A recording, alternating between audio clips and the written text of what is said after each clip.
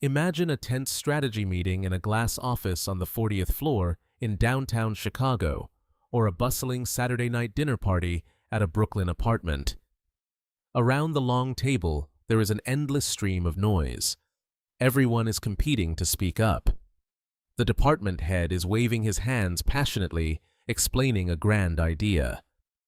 The female colleague across from him constantly interrupts to express her personal views. In American society and Western culture, which are built on the foundation of self-expression, the rule seems very clear. Whoever speaks the loudest owns the game. Whoever gets the most airtime is the winner. But if you look closely in the hidden corner of that table, or on the furthest sofa in the living room, there is always someone sitting there, quietly, sipping their drink. They barely make a sound for an entire hour.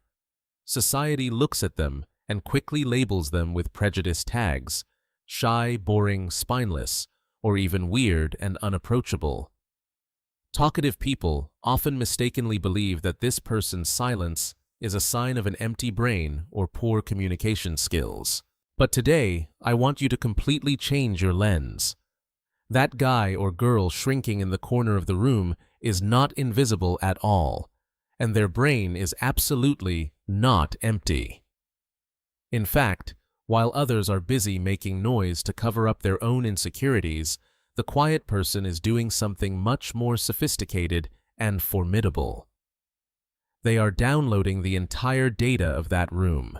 Welcome to the psychology of the silent observers. Today we will uncover the truth about people who speak very little. You will understand why silence is not a weakness, but a high-level information processing mechanism, and sometimes a shield hiding deep wounds. Let's begin by vindicating this silence from the perspective of neuroscience. Why do some people choose to remain silent in a world that is too loud? The issue lies in the structure of the nervous system. For extroverts or talkative people, their thought process is tied to vocalization. Psychologists call this the thinking out loud phenomenon. They let ideas out of their mouths before they are fully formed and use others' reactions to refine their own thoughts. But for those who are quiet and love to observe, their operating system works in a completely closed loop. Brain scan studies have shown that in people with introverted and observant tendencies, blood flow is often concentrated more in the prefrontal cortex, the brain's command center responsible for complex problem-solving, risk assessment, and self-censorship. What does this mean? It means when information is presented in a meeting, their brain doesn't create an immediate bounce-back reflex. Instead, it goes through a massive filter. While they sit in silence, their eyes are recording the boss's micro-frowns, the slight tremor in a colleague's tone, the defensive body language of the person sitting opposite. They connect these fragmented pieces of data together, analyzing the hidden agendas that no one speaks of. They are like supercomputers running complex algorithms in the background. They don't speak, not because they have nothing to say, but because they are evaluating. Does my speech right now actually create value? Will it change the situation? Or is it just a grain of sand thrown into a noisy ocean? And from an evolutionary standpoint, their silence is the absolute best way to conserve energy. Speaking takes a lot of vitality. Churning out meaningless small talk drains them. So they stay quiet, not because they are incompetent, but because they are incredibly wise investors. They only spend their vocabulary capital in places that truly yield a return. Society looks at them and calls them empty boxes.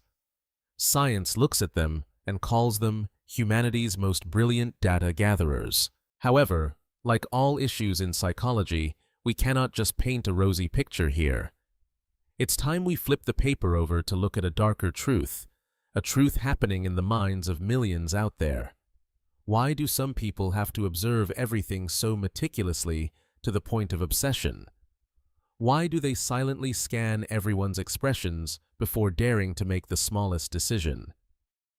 Observation doesn't always stem from intellect.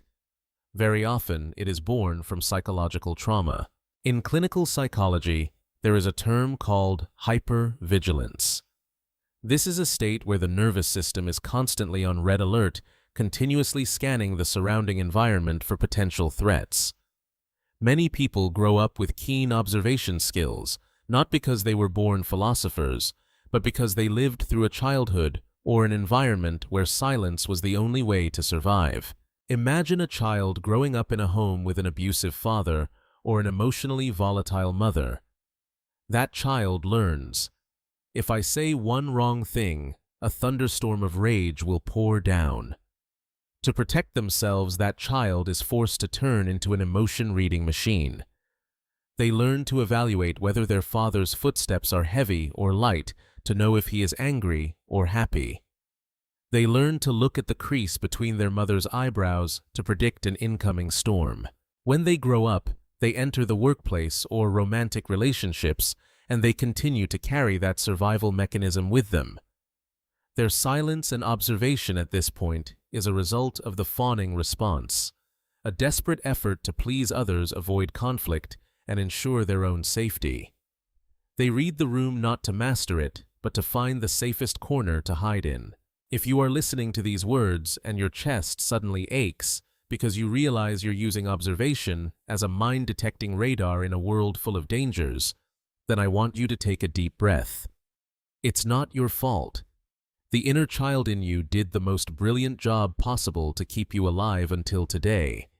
Your ability to read others is an incredibly painful sacrifice. But it's time you realize the stormy house of the past is behind you now. You are grown up. You are safe. You don't have to always be in a defensive stance anymore. Learn to use your observation as a gift of wisdom, not a radar of fear. And now, let's return to the true power of quiet people, those who have healed those who choose silence as the ultimate weapon of maturity. There is an interesting truth in human communication that top FBI negotiators always keep in mind. The one who speaks the most is usually the one holding the least power. People who talk incessantly are often like machine guns. They fire hundreds of verbal bullets, hoping a few hit the target. Their bullets are loud and deafening, but the damage is very low. But what about those who speak little and observe deeply?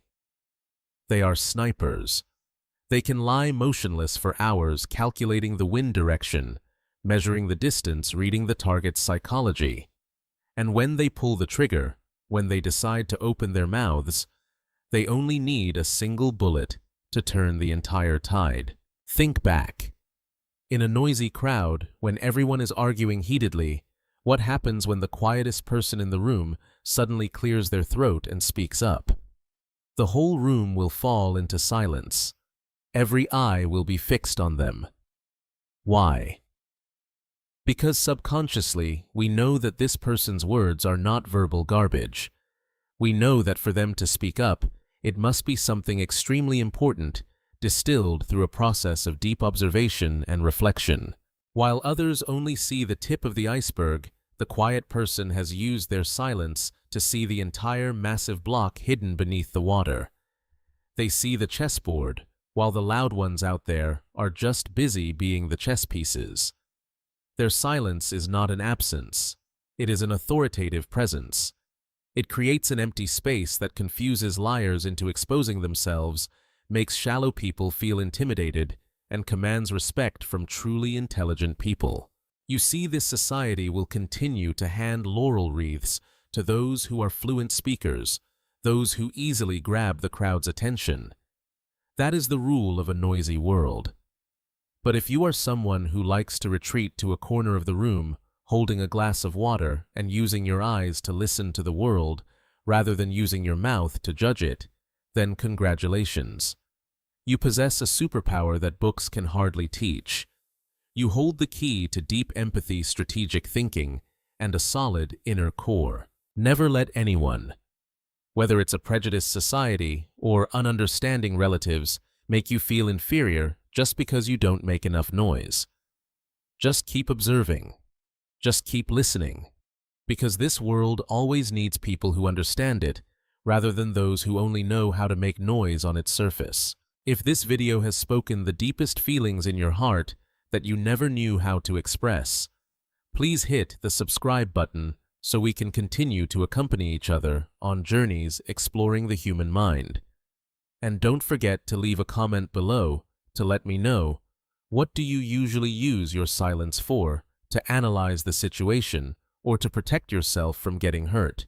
Brace yourselves, because in the next video, we will apply this very power on an incredibly brutal battlefield. The Psychology Inside channel will reveal to you how quiet people deal with and crush psychological manipulators using only one single weapon: absolute silence. It will be a table-turning move that will leave you astonished. Hit the notification bell, and I'll see you there. Thank you for spending your time here with me today.